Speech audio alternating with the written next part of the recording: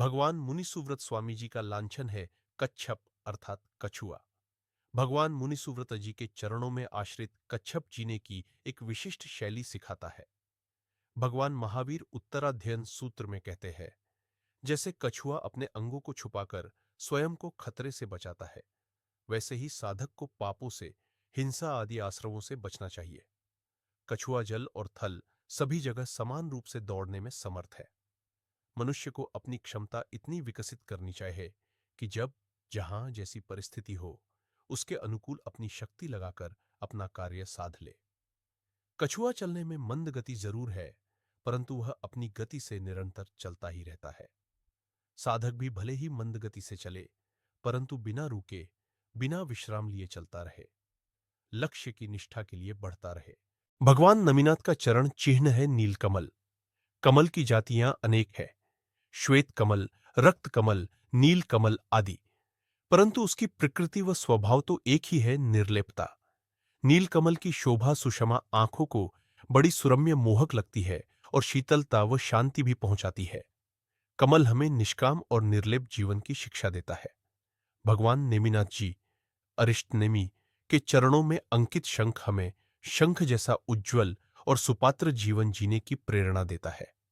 भगवान महावीर ने कहा है, शंख पर किसी अन्य प्रकार का रंग नहीं चढ़ता, शंख सदा श्वेत ही रहता है। उसी प्रकार वीतराग प्रभु शंख की भांति राग द्वेष के रंग से निर्लेप रहते हैं। शंख में रखा हुआ दूध कभी विकृत नहीं होता। शंख में एक प्रकार का रसायन है जो दूध को फटने नहीं देता। उसी प्रकार सुयोग्य, विनीत व्यक्ति श्रुत ज्ञान को धारण करके श्रुत ज्ञान की भी रक्षा करता है और स्वयं भी उसमें सुशोभित होता है। कहा जाता है कि शंख ध्वनि से ही ऊ की ध्वनि का विस्फोट हुआ। इतनी विशेषताओं के कारण शंख हमें निर्मल मन रहने की, पात्र बनने की, मधुर और आदरणीय वचन बोलने की, धीर गंभीर ओजस्वी वाणी बोलने की शिक्षा देता है। भगवान पार्श्वनाथ जी का लांछन सर्प अथवा नाग है। सांप कभी अपना बिल घर नहीं बनाता, वह बने बनाए बिल में ही प्रवेश करता है। इसी प्रकार साधु कहीं अपना घर नहीं बनाए, सहज रूप में जो भूमि पर स्थान उपलब्ध हो जाए वहीं विश्राम कर ले। जैसे भुजंग अपनी कैंचुली छोड़कर मुक्त मन से चलता है, कैंचुली त्याग कर उस कैंचुली की तरफ वापस देखता भी नहीं, उसी प्रकार जिन विषयों का, भोगों का त्याग कर दिया जाए, वापस मुड़कर भी उनकी तरफ नहीं देखे। भगवान महावीर की चरण शरण में विराजमान सिंह हमें अनेक संदेश देता है। हिंसा का बल चाहे जितना प्रचंड हो, उसे अंत में अहिंसा की शरण लेनी ही पड़ती है। जैसे मैंने वर्धमान की चरण शरण ग्रहण की है, इसलिए संसार में हिंसा से नहीं, अहिंसा से ही रक्षण मिलेगा। सिंह पराक्रम और शौर्य का प्रतीक है। भगवान महावीर ने कहा है, चाहे तुम अहिंसक हो, दयालु हो, परंतु दुर्बल, कायर और भयभीत मत बनो। दुर्बल, कायर, भयभीत रहने वाला संसार में जीवित नहीं रह पाता। जो वीर्यवान है वही जीतता है, विजयश्री का वर्ण करता है। इसलिए जहां भी रहो, जिस क्षेत्र में रहो, सिंह की तरह पराक्रमी, वीर्यवान और निर्भय बनकर रहो। सिंह जैसा पराक्रमी पशु भी जब कहीं चलता है तो 2 कदम आगे बढ़कर पीछे देखता है।